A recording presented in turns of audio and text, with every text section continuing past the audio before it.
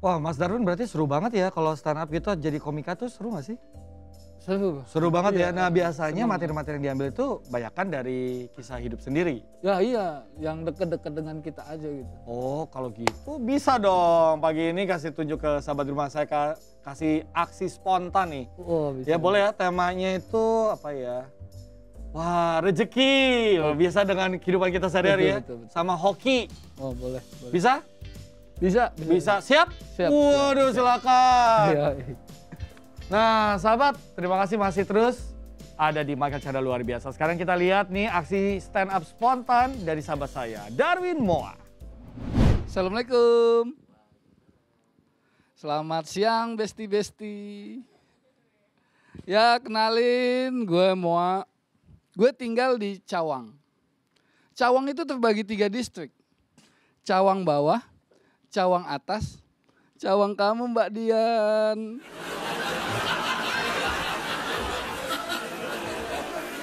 Dan menurut gue rezeki itu nggak bisa diprediksi, men. Dalam masa pandemi sulit job stand up begini, tiba-tiba datang 8 job ke gua dalam 2 minggu. Gokil.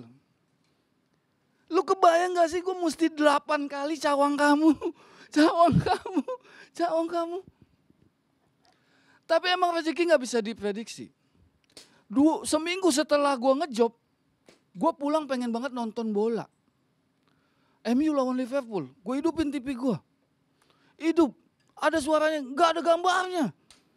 Lah, gue bilang nih TV rusak nih. TV ada suara gak ada gambarnya, TV apa podcast sih? Akhirnya gue ganti tuh TV sama TV warisan gue hitam putih 14 inci.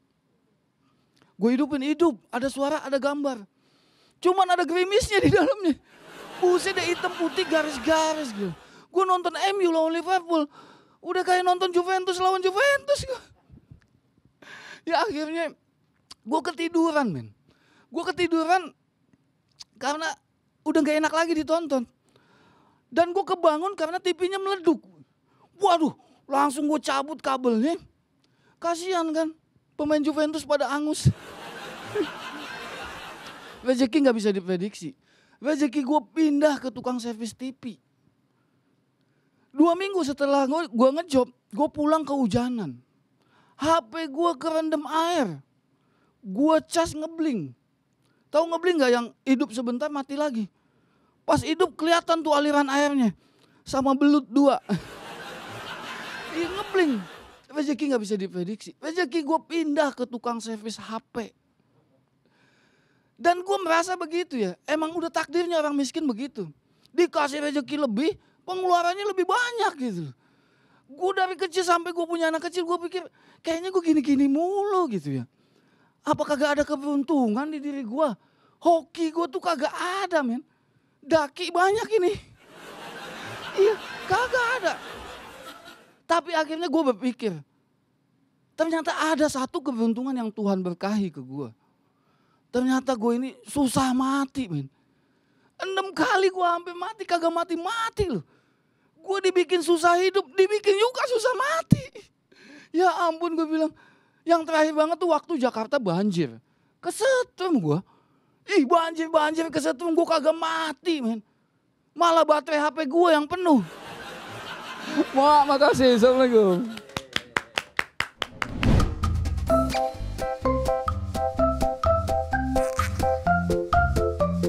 Menanggalkan profesi sebagai pengendara ojek online, tahun 2017 Darwin Moa terjun ke dunia komika. Berbekal kisah getir hidup, kerap ia jadikan sebagai bahan cerita. Dan sejak menjadi komika, pria kelahiran Jakarta tahun 1974 ini tergabung dalam komunitas stand-up komedi Jakarta Pusat. Darwin Moa kerap memenangkan kejuaraan stand-up komedi. Sebut saja juara 1 kompetisi stand-up UUS Cup Jabodetabek tahun 2019 dan juara Ultimate Funniest Komika tahun 2020.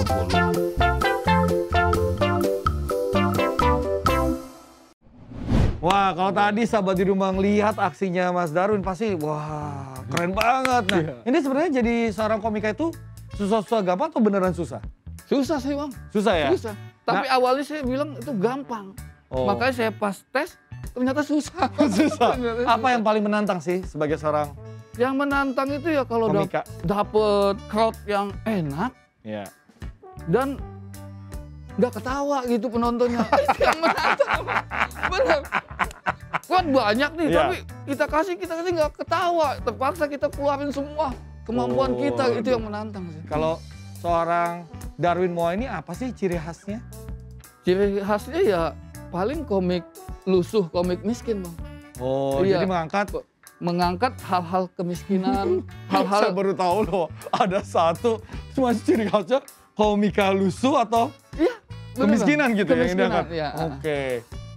Membawa hal-hal yang dibawa garis miskin lah. Oke. Rakyat-rakyat jelata gitu. Oh, rakyat jelata Iya, gitu ya. Topik-topiknya diambil dari situ Iya, gitu ya. iya betul bang. Ini apakah efektif ketika kamu menjadi komika? Ketika hadapan dengan crowd atau Ya. penonton?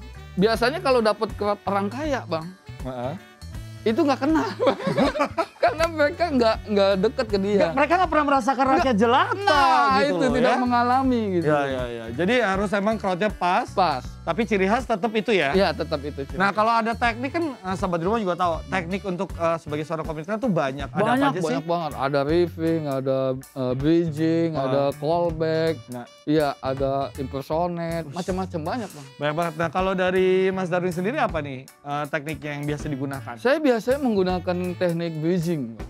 Bridging, Iya bridging sama riffing. riffing. Iya. Ini apa sih, boleh kasih jelasin sedikit nggak buat sahabat di rumah? Bridging itu kita punya materi-materi yang sudah kuat, Heeh. kemudian dikasih tema, kita sambungkan dengan satu kata kunci. Oh itu bridging. Bridging. Kalau riffing? Kalau riffing apa yang ada di hadapan kita gitu. Jadi bahan materi kita? Jadi materi kita. Wow. Iya. Ini efektif nggak untuk langsung menggrab perhatian penonton? Efektif. Seharusnya setiap stand up komedian tuh menggunakan teknik riffing dalam perform pertama kali dia gitu. Kayak tadi cawang kamu dia. Oh, gitu. wah, diulang-ulang terus ya. Iya. Cawang, kamu dia Iya, gitu ya. cawang Iya, dia, iya, iya. gitu. Nah, sebenarnya kan ada juga nih teknik juga riffing, apa yang ada di hadapan, tapi menjelekkan penampilan orang lain itu boleh nggak sih? Itu Sebagai tapi komika? roasting itu bang. Oh, gitu Kalau ya? itu roasting, maksudnya teknik juga. Iya, Tapi kalau saya menghindari itu sih. iya. Kenapa? Ya takut aja ada benturan gitu. Saya takut ada Ya, benturan gitu. malah membuat penonton jadi moodnya jelek jadi gitu mood ya. jelek gitu. Nah, gimana kalau tadi kan Mas Darwin udah saya kasih tugas nih ya, dadakan gitu, Iya. spontan Betul. gitu. Itu dedekan atau memang udah tenang, saya ada materi ini atau Iya gimana? mungkin udah terbiasa karena sering latihan gitu loh. Mm-mm. Iya, jadi ya tenang gitu. Oke. Wah, tenang ya, karena pagi ini kita kasih challenge lagi. Waduh, challenge lagi. Aduh. Nah, siap. siap ya? Siap. Karena Mas Darwin ini pernah berprofesi sebagai seorang ojek online. Nah, gimana kalau kita kasih tantangan kepada Mas Darwin, bikin stand up nih dengan 3 tema ya. Iya. Motor, ya kan, karena ojek. Lalu mungkin jalanan, Boleh. ya. Bang. Harus lalu lintas jalanan. Iya. Nah, ini nih, lampu merah karena suka nerobos. Enggak bercanda. Jadi, motor, jalanan, sama lampu merah. Motor, jalanan, lampu merah. Bisa? Iya. Itu digabung apa satu-satu? Oh, 3 tema jadi 1 dong. Jadi 1? Jadi 1. Aduh. Oh, Iya, dah. iya. Bisa? Bisa. Sambil insya Allah. siap-siap, Iya. saya izin pamit dulu sama sahabat di Siap. rumah ya. Wah, tidak terasa kita sudah 1 jam menemani sahabat di rumah. Hal-hal spontan memang kerap bikin hidup ini lebih berwarna lagi. Jadi, bahkan kalau tadi kita udah lihat, keempat sahabat saya bisa membuatnya menjadi suatu karya yang menginspirasi. Semoga apa yang kita tampilkan hari ini bisa benar-benar menginspirasi Anda semua ya, sahabat di rumah. Kita jumpa lagi minggu depan dengan topik yang berbeda dan selalu terapkan protokol kesehatan. Selamat pagi, sekarang kita sambut penampilan dari Darwin Moa. Assalamualaikum lagi. Selamat siang lagi besti-besti. Motor. Ya gue tuh anak motor banget gitu. Tiap hari gue naik motor gitu. Cuman motor gue tuh motor beat yang tahun lama. Beat pop. Itu sekali gas gitu ya. Orang mah kalau sekali gas kenceng, wong gitu. Gue sekali gas sampai mentok masih aja jalannya lambat. Dan gue tuh 7 tahun ngojol. Gak ada apresiasi yang banyak gitu ke gue. Cuman emblem-emblem doang. Tahu kan emblem yang pin-pin itu ya. 7 tahun gue naik motor keliling-keliling ya. Sampai akhirnya gue dapet apresiasi 100.000 kilometer perjalanan. Keliling bumi cuma 40.000 kilometer. Gue udah 2 kali keliling dunia gue. 2 kali keliling dunia. Cuman dapet emblem. Pin doang gitu. Cuma banyak macam-macam lah keadaan di jalanan gitu. Gue pernah nih ya, kan gue bilang tadi ya hoki gue kagak ada ya. Gue lagi nongkrong nunggu orderan. Gue ojol, jaga jarak PSBB. Tiba-tiba di jalan raya itu datang motor. Kenceng banget bang, uang. Duitnya jatuh dari kantong depan, terbang. Jatuh di depan kita masing-masing. Kayak dikasih jajan sama Tuhan. Sebelah sono 50.000. Sebelah sini 20.000. Gua stroke belanjaan. Yang sono udah belanja soma, yang sini udah ngopi, gua membaca. Kecap manis. Membaca. Dan di jalanan juga pasti ketemu lampu merah. Satu hal keberuntungan selain gue susah mati, itu gue di lampu merah bang.